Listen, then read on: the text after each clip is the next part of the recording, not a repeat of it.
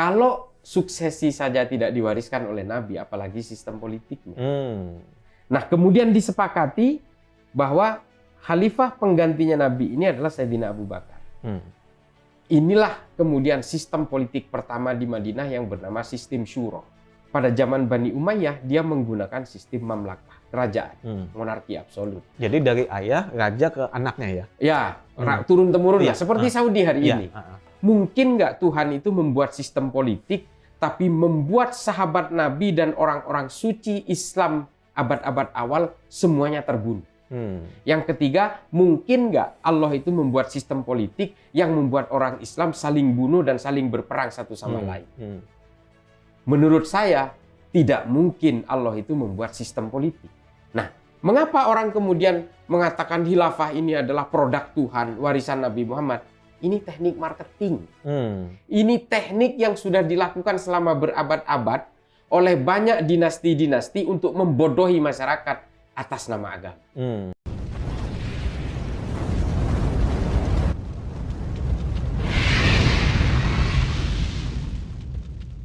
Nah, Cak, kita tahu gitu ya, FPI dalam ADRT-nya, kemudian juga HTI tentu saja sudah sangat jelas gitu ya. Itu kan mengkampanyekan khilafah, sebuah kekuasaan yang sifatnya transnasional gitu ya, yang dianggap itu ada landasan normatif dan historisnya dalam sejarah Islam gitu, dalam sejarah Islam. Nah, kira-kira apakah memang begitu adanya, Cak, atau memang itu sebetulnya hanya tafsir mereka saja? Silakan. Yang perlu kita ketahui adalah bahwa pada zaman Nabi itu memang sangat memungkinkan menggunakan sistem teokratis. Karena memang Nabi ini seorang Rasul yang membawa ayat-ayat yang disampaikan oleh Allah secara langsung. Artinya eksekutifnya Nabi. Ya. Tapi sebenarnya legislatif dan yudikatifnya itu sebenarnya Allah sendiri. Ini kan memang sangat memungkinkan karena zaman kenabian Nabi dengan sifat maksumnya dan segala macam dengan mukjizatnya itu dan dipandu wahyu ya. Ya, dipandu wahyu, ditaruhlah memang pengawasnya itu Allah langsung lah. Ada kurir yang namanya malaikat Jibril, ini sangat melekat kepada Nabi. Nabi betul-betul diproteksi di situ. Sangat memungkinkan dengan sistem teokratis, apalagi dengan sistem Nabi sebagai pemimpin yang betul-betul monokrasi, gitu ya. Bukan nomokrasi, tapi monokrasi. Betul-betul dia itu berkuasa tunggal. Meskipun Nabi juga punya sahabat-sahabat tempatnya untuk bermusyawarah, tapi tetap saja keputusan akhir ada di Allah, gitu, ada di Tuhan. Itu kita maklumi. Bukan kita maklumi, memang harus kita yakini seperti itu. Tapi apakah setelah kenabian itu Tuhan mendelegasikan satu sistem politik seperti Nabi? Tentu saja tidak. Buktinya di mana ketika Nabi wafat, rakyat Madinah itu bingung. Siapa penggantinya Nabi? Nabi tidak meninggalkan wasiat pengganti saya ini. Nggak ada. Makanya banyak konflik-konflik ketika Nabi wafat itu, misalnya Sayyidina Umar dengan Sa'ad bin Ubadah. Kaum Muhajirin dengan kaum Ansor itu pecah. Hanya ingin berebut penggantinya Nabi. Yang satu bilang saya lebih berhak. Sa'ad bin Ubadah mengatakan saya ini penduduk asli Madinah. Pribumi. Saya harus jadi pemimpin. Tapi Sayyidina Umar, tidak bisa. Saya ini Quraisy. Satu suku dengan Muhammad. Yang masuk Islam lebih dahulu ketimbang orang Madinah ya. Ya, saya ini lebih pure, saya ini betul-betul seorang murni dari orang Islam paling awal. Saya harus jadi pemimpin. Nah, kalau suksesi saja tidak diwariskan oleh Nabi, apalagi sistem politiknya. Nah, kemudian disepakati bahwa khalifah penggantinya Nabi ini adalah Sayyidina Abu Bakar. Inilah kemudian sistem politik pertama di Madinah yang bernama sistem syuro. Sistem kesepakatan. Tapi apakah ini bertahan? Tidak. Pada zaman Bani Umayyah, dia menggunakan sistem mamlakah, kerajaan, monarki absolut. Jadi dari ayah, raja ke anaknya ya? Ya, turun-temurun lah, seperti Saudi hari ini. Nah, ini banyak ditentang oleh orang Madinah di bagian timur laut, namanya wilayahnya itu Hurroh, yang memicu perang Hurroh antara pasukan Yazid dengan orang-orang masyarakat di Madinah bagian timur. Nah, tapi nanti zaman Bani Abbasiyah berubah lagi sistemnya. Ahlul halli wal aqdi. Saya kemudian mengambil kesimpulan, mungkin nggak kalau Allah itu memberikan satu sistem, itu berubah-ubah sesuai kebutuhan? Nggak mungkin. Itu yang pertama. Yang kedua adalah, mungkin nggak Tuhan itu membuat sistem politik, tapi membuat sahabat Nabi dan orang-orang suci Islam abad-abad awal semuanya terbunuh? Yang ketiga, mungkin nggak Allah itu membuat sistem politik yang membuat orang Islam saling bunuh dan saling berperang satu sama lain? Menurut saya, tidak mungkin Allah itu membuat sistem politik.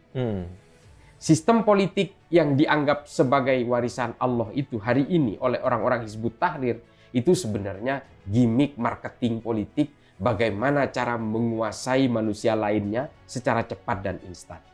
Ini adalah teknik-teknik marketing politik saja. Karena begini, Ibnu Khaldun dalam Al-Muqaddimah mengatakan ya bahwa Allah itu sudah tidak perlu negara. Allah itu adalah pemilik alam semesta. Manusia sajalah yang membuat petak-petak di bumi ini untuk ambisi kekuasaannya. Keimanan itu tidak perlu perbatasan, gunung ataupun lautan. Tidak perlu sungai-sungai dan sebagainya. Dimanapun orang tinggal itu bisa memeluk keimanan. Kasarnya gini, orang itu bisa berkeimanan nggak perlu paspor atau visa gitulah intinya. Nggak perlu ada pos pemeriksaan segala macam. Orang bisa saja tanpa harus ke Mekah kalau memang tidak mampu, tidak perlu berhaji, tapi dia cukup berislam dari pelosok Amerika Selatan sana. Kalau memang tidak mampu ya nggak perlu ke Mekah atau ke Madinah. Artinya apa? Keimanan itu borderless. Nah, mengapa orang kemudian mengatakan khilafah ini adalah produk Tuhan, warisan Nabi Muhammad? Ini teknik marketing. Ini teknik yang sudah dilakukan selama berabad-abad oleh banyak dinasti-dinasti untuk membodohi masyarakat atas nama agama. Ini saya betul-betul firm di situ. Mengapa? Yang dijual ke kita itu adalah penaklukan oleh Muhammad Al-Fatih atas Konstantinopel. Itu bukan kejayaan khilafah. Penaklukan Konstantinopel itu sebenarnya adalah ekspansi kekuasaan Ottoman saja. Penaklukan Armenia juga begitu, nggak ada hubungannya. Perang salib itu sebenarnya perang orang Arab dengan orang Eropa. Cuma kebetulan orang Arab beragama Islam, orang Eropa beragama Kristen, kemudian ini dilekatkan seolah-olah ini perang agama. Sama dengan Palestina dan Israel hari ini. Yang selalu dibawa ke ranah agama. Padahal itu adalah perangnya orang Palestina dan orang Israel. Tentara Israel juga ada yang Islam kok. Dan ada juga yang dari Palestina ya? Iya, orang-orang yang berjuang untuk Palestina juga ada orang Kristen kok. Ini bukan perang agama. Ini sama seperti perang salib dulu. Seolah-olah ini perang agama, bellum sacrum. Padahal ini bukan. Nah, Mas Echa Islah, tadi konsep borderless itu yang kemudian dipakai oleh kelompok-kelompok ini. Karena dalam bayangan mereka, khilafah itu kan borderless juga. Lintas batas transnasional, tidak ada sekat. Jadi, antara negara atau provinsi atau wilayah Islam tertentu di bagian selatan bisa ke bagian utara dan lain sebagainya. Tanpa ada sekat-sekat kenegaraan, tanpa ada sekat-sekat kebangsaan. Nah, itu yang ingin mereka kejar kan? Ya, tapi sekatnya tetap ada demarkasi imajiner mereka, yaitu agama. Mereka tetap akan membuat sekat dengan negara-negara kafir, dalam pengertian mereka. Mereka itu kan sebenarnya ingin melaksanakan pan-Arabisme yang gagal. Dan pan-Islamisme yang juga gagal. Sehingga konsepnya seolah-olah tidak ada borderless, tapi tetap saja mereka ingin menyatukan negara-negara Islam dan ingin mengislamkan semua orang non-Islam yang ada di dalam wilayah itu. Nggak usah salah, kalau memang mereka itu tidak ingin membuat Islamisme, ya, tidak ingin mengislamkan orang-orang non-Islam di Indonesia, apa salahnya dengan Pancasila? Ngapain juga mereka anti Pancasila? Ngapain juga anti demokrasi? Toh Islam di sini tidak ditindas, semua orang bebas memeluk keyakinan dan melaksanakan ibadah-ibadah ritual keislamannya. Naik haji juga dikoordinir, zakat dikoordinir. Dan ini kan betul-betul dasar gimmick marketing mereka ini, gimmick kekuasaan. Ini kan sama dengan kelompok anarki dengan kelompok komunis zaman dulu. Bedanya kan komunis yang selalu dijual adalah kesetaraan sosial dan internasionalisme ya. Dan dia setuju ada negara. Anarki sama tujuannya menghilangkan kelas sosial, tapi dia tidak mau ada batas-batas negara. Ini kan sebenarnya gimmick-gimmick marketing politik yang sudah lama digulirkan oleh banyak ideologi. Nah, di dalam Islam itu menggunakan khilafah itu. Hmm. Ini sebenarnya adalah penipuan-penipuan. Saya selalu mengatakan orang dengan gampangnya menipu atas nama agama supaya orang mudah tertipu dengan biaya murah dan instan. Kita lihat seberapa banyak negara dengan penduduk mayoritas Islam yang menggunakan sistem khilafah. Nggak ada yang mau. Ya. Karena mereka tahu. Coba Hizbut Tahrir yang menyuarakan ini dengan penuh semangat. Kantor pusatnya di London. Yang memfasilitasi orang Barat. Mengapa? Ya kalau menurut saya, memang orang-orang Barat itu selalu memberikan iming-iming politik kepada orang Islam. Karena apa? Mereka tahu Islam ketika bersentuhan dengan politik itu bisanya hanya saling berperang sesama Islam atau saling bunuh sesama Islam. Ini harus diketahui. Makanya adik-adik Gema Pembebasan yang hari ini tren menyasar anak-anak mahasiswa dengan iming-iming khilafah. Percayalah, kalian akan tertipu oleh gimmick politik ini. Karena apa? Orang Islam diperkenalkan dengan persoalan politik itu supaya orang Islam saling bunuh sesama Islam dan saling berperang sesama Islam. Saling mengkafirkan sesama Islam. Memang Islam ini tidak akan diperkenalkan dengan ilmu pengetahuan, karena kalau sudah berkenalan dengan ilmu pengetahuan, orang Islam akan berkenalan dengan kemanusiaan dan akan kembali menjayakan Islam. Makanya adik-adik mahasiswa yang ada di Gema Pembebasan, silahkan bantah saya, ketemu dengan saya soal khilafah ini, mari kita bantah-bantahan secara empirik, secara akademik, secara historik. Nah, dan yang menarik kan gini Mas, Cak, Al-Fatih yang kemudian dijadikan ikon untuk kelompok-kelompok yang pro khilafah ini kan sebetulnya kan adalah ikon dari orang Turki ya, dan Turki sendiri jelas tidak menggunakan khilafah dalam sistemnya. Jadi pada titik tertentu mereka itu terbantahkan dalam aspek-aspek yang fakta sosiologis dan fakta historis gitu ya. Ya, selama ini kan ya itu sekali lagi saya ulangi sekali lagi ya. Dasar memang orang mau nipu. Yang disodorkan itu kan cerita-cerita yang hebat, yang heroik, epik, yang dijejalkan itu. Kisah-kisah yang getir, pahit, penuh brutalitas kan nggak pernah disampaikan.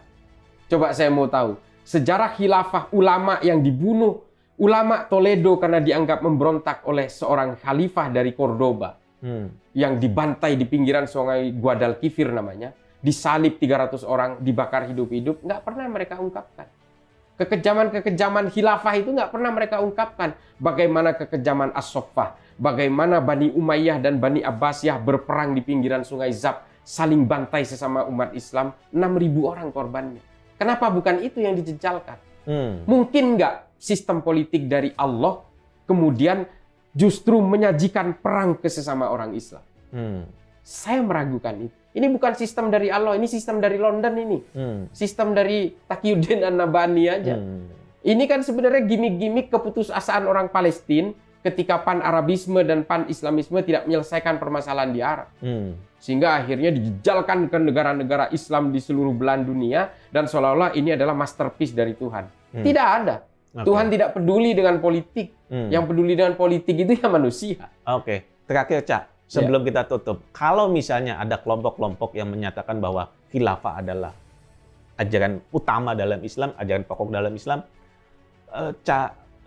Islah bisa kasih tips beberapa sanggahan yang mungkin nanti bisa digunakan oleh pemirsa kalau misalnya mereka jadi sasaran propaganda politik ini. Ya, pemerintahan itu di dalam Islam bagaimanapun saya lebih sepakat kepada konsepnya Ibnu Khaldun dalam Al-Muqaddimah. Bahwa konsep bernegara itu adalah al-asobiyah. Al-asobiyah itu adalah kesepakatan antara pemimpin dengan masyarakat. Masyarakat menyepakati kepemimpinan orang itu. Nah, kesepakatan-kesepakatan inilah kemudian yang membingkai satu negara ini menjadi suatu negara yang baldatun thayyibatun rabbun ghafur. Persis seperti zaman Nabi. Nabi ini seorang rasul, tapi beragama apapun di Madinah pada saat itu menyepakati bahwa Nabi ini seorang pemimpin. Dan Nabi juga sepakat dalam dirinya, meskipun dia ini Rasulullah, pemimpin umat Islam, dia juga harus mengayomi hak dan kewajiban yang sama terhadap orang Nasrani dan Yahudi. Munculnya piagam Madinah itu adalah bukti al-asobiyah. Ini menurut Ibnu Khaldun. Kesetaraan ya? Iya, equalizing right and obligation. Nah, ini yang dimaksud dengan al-asobiyah itu tadi. Makanya saya bilang, kalau begitu Indonesia ini khilafah. Sudah khilafah. Khilafatul Indonesia. Al-asobiyahnya apa? Kesepakatannya apa? Pancasila. Sama seperti konsep Madinah di sini. Orang Islam, orang Kristen, dan orang-orang beragama lain, Hindu, Buddha, dan sebagainya, diberi hak dan kewajiban yang sama dalam kehidupan bernegara. Dia diberi kewajiban yang sama dalam membela negara, sama seperti di zaman Madinah. Karena orang yang terlibat dalam perang-perang bersama Nabi itu bukan hanya orang Islam. Ya. Itu orang Yahudi, orang Nasrani juga terlibat. Gitu loh. Nah, ini adalah equalizing itu tadi. Makanya menurut saya, kalau ingin mengimpikan khilafah, Indonesia ini khilafah. Beribu-ribu pulau tapi menjadi satu entitas negara. Ini khilafah. Borderless betul ini. Ini Indonesia kalau di Arab udah jadi 12 negara kan. Kalau di Eropa mungkin 10 negara. Tapi kita bisa menjadi satu entity ya, dengan sovereignty state, dengan suku agama yang berbeda. Ini khilafatul Indonesia. Makanya adik-adik, sekali lagi ya, Gema Pembebasan yang kemarin ikut demo itu, kemarin numpangi demo dan menyebarkan selebaran soal khilafah, temui saya, saya ada Instagram saya, dan juga saya aktif juga mengisi di Cokro TV. Mari kita diskusi soal itu, jangan mau dibodohi dan ditipu oleh orang-orang yang menunggangi Islam untuk kepentingan-kepentingan politik mereka. Oke, terima kasih Cak Islah. Ini penting pemirsa bahwa khilafah lagi-lagi bagi sebagian kelompok dalam Islam ini ternyata digunakan hanya sebagai gimmick politik untuk mencari dukungan gitu. Dan tadi Cak Islah juga menekankan bahwa Indonesia sudah khilafah gitu. Sudah ada equality, kesetaraan dan pengayoman terhadap semua yang ada di dalamnya yang beragam.